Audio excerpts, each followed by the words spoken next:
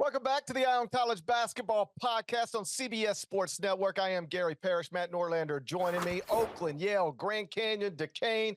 They gave us some thrills in the opening week of the NCAA tournament, but they're all gone now. The Sweet 16 has gotten very chalky. All four number one seeds remain alive. All four number two seeds remain alive. Two of the three seeds, two of the four seeds, two of the five seeds, plus a 6 in Clemson and an 11 in NC State. That means all the mid-majors are gone, unless you want to call San Diego State a mid-major, and I'm not doing that. They've been in 4 straight NCAA tournaments. They played the championship game last season. I'm not calling the Aztecs a mid-major. That seems disrespectful. The only double-digit seed left is an ACC program that's won a national championship in my lifetime. Degna, do you like this chalky Sweet 16, or do you miss, not having what would be a traditional and real Cinderella story? I wanted a Cinderella in the Sweet 16. I think the tournament is always bettered by having at least one of those teams in. And yet again, we have a double-digit seed into the second weekend. That has happened every year except 2 in the history of the tournament, 07 and 93, 95, something like that. So at least we get that flavor again. And NC State is very, very easy to root for. It has Cinderella-type qualities, but again, it is not a Cinderella. NC State, you cannot be called a Cinderella. I'm sorry. That is will not be allowed here, not in this court, not whatsoever. But in absence of that, and it would have been great to have Oakland there. I mean, that would have been, Oakland would have been the biggest deal going into the second weekend if it was in the field, and it had it. That's a real quick look back. They botched the final possession, and then it wound up being off regulation, GP. They really had a chance. Like, let's just real quick, like they had the thing that's, and listen, I'm not rooting for one team over another. I'm rooting for the best stories, and Oakland to the Sweet 16 would have been a great story. But I was just bummed that they didn't even get the shot off GP in regulation against NC State. I understand using Jack Golke as a decoy there to get a different shot. I'm playing for the movie. At that point, I'm just playing for the movie, and I'm just going to run him off 1,000 screens, and he can shoot it from 35 feet. I don't care, but that ball's coming out of his hands in that final possession. I think you're right, Oakland, because what television ratings in the past have shown us is that Cinderellas are good for the round of 64, maybe the round of 32. By the time you get to the Elite 8 of the Final Four, you don't really want them. A, because they're not big brands that naturally pull eyeballs. And B, because eventually when you are overachieving and surprising one team after another, you typically get to a point and it just ends with a blowout. Think of St. Peter's a few years ago. Like, they win. Wow. They win another one. Woohoo. Eventually they get just bombed. And that's how that ends. And that's not great for TV, having one blowout after another. So what history tells us is that having the big brands, even an NC State team that's a double-digit seed, the brand of NC State, the brand of the ACC, what history tells us is that is actually better in terms of trying to get the biggest audience we could possibly get. But I think I'm with you. I think Oakland and Jack Golke had reached a different level, whereas if we would have had them in the Sweet 16 instead of NC State, it would have still been the type of story that people cared about and people were attracted to. Yeah, but we don't get it. And but congrats to that. That's still, and we mentioned this on our one of our reaction shows a few days ago. I'm losing all concept of time and day, by the way. Oakland is forever. Jack Golke, he's in the all-time March Madness highlight reel. Like that, we're not forgetting about that for decades. Now, because of all the 1s and 2s moving on, and credit to Colorado for really making it interesting against Marquette, and Shaka Smart getting to the second weekend for just the second time in his career. This is only the 5th tournament, folks. We have had every single 1 and 2 bump on to the 16. 2024 joins 2019, 2009, 95, and 89. Shouts to Taylor Swift as the only years where no 1s and 2s were felled early. And what do we get? What's the trade-off here?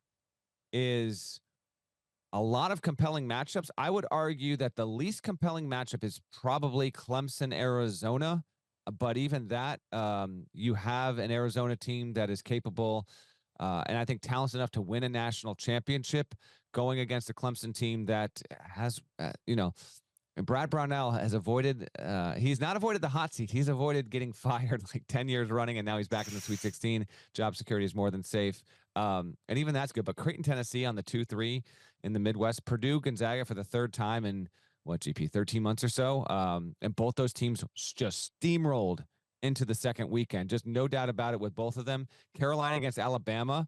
That could be the most entertaining game we see. And if it's not, well, what about where I'll be in Boston?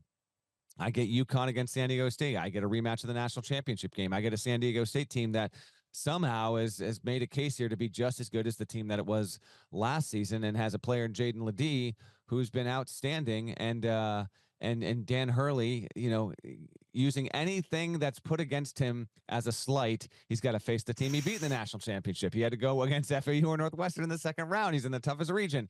There is plenty of intrigue there. And then Iowa, Illinois State.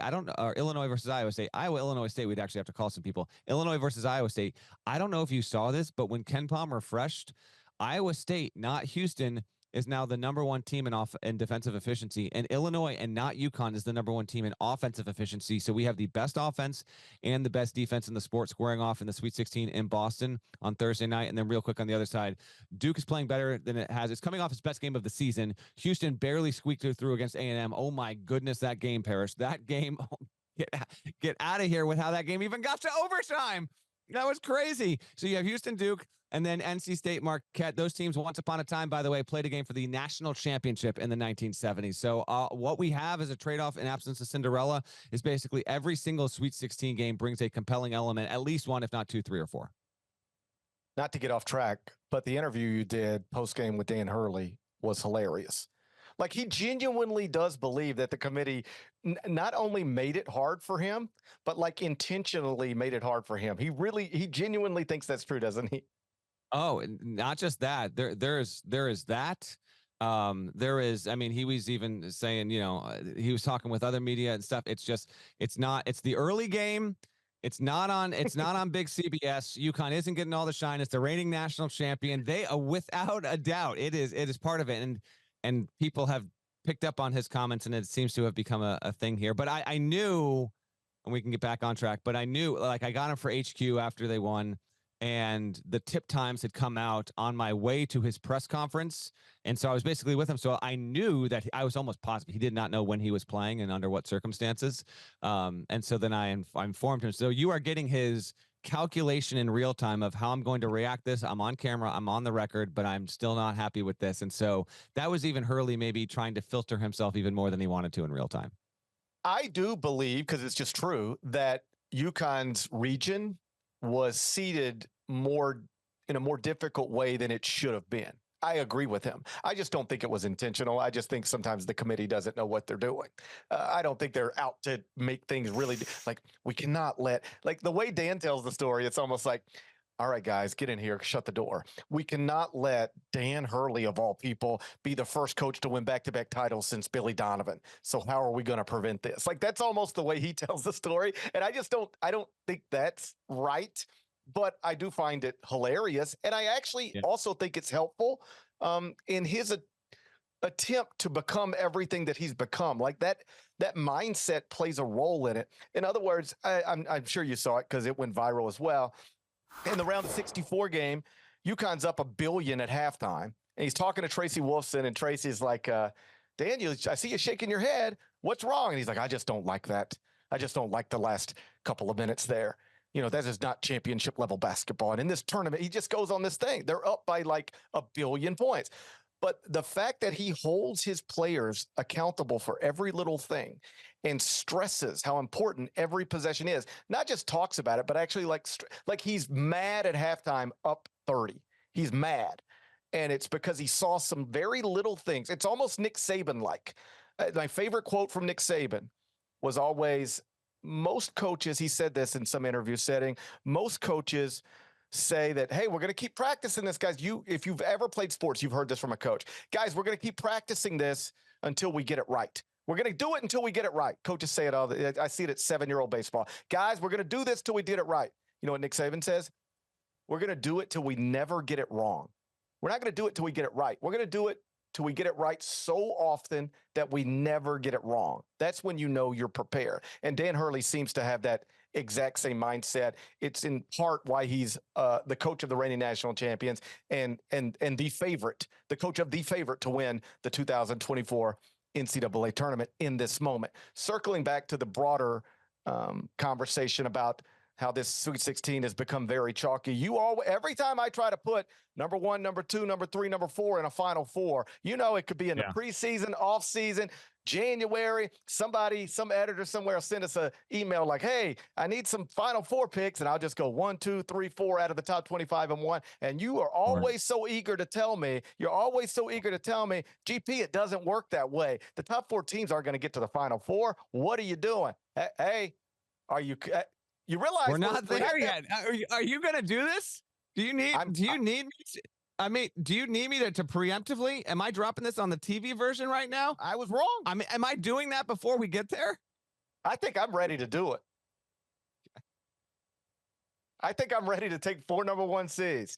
Are you going to apologize for mocking me for 12 months a year? For always thinking the best teams should be the teams that are projected to go to the Final Four. When this happens, if it happens, are you going to apologize publicly? I will take the L. Okay. But we have to get there, and also acknowledge this. By nature of having, I think we have the 6th or 7th chalkiest Sweet 16 in history. It increases the chances that we will not have all 4. Yes, we have all 4 into the second weekend, so that's good. But because of the competition that still looms out there, there's a better chance that they all won't break through. At least acknowledge that as a distinct possibility, please. I'll acknowledge that as nerd math. I'll acknowledge that as nerd math. It's also known as math. But yes, okay.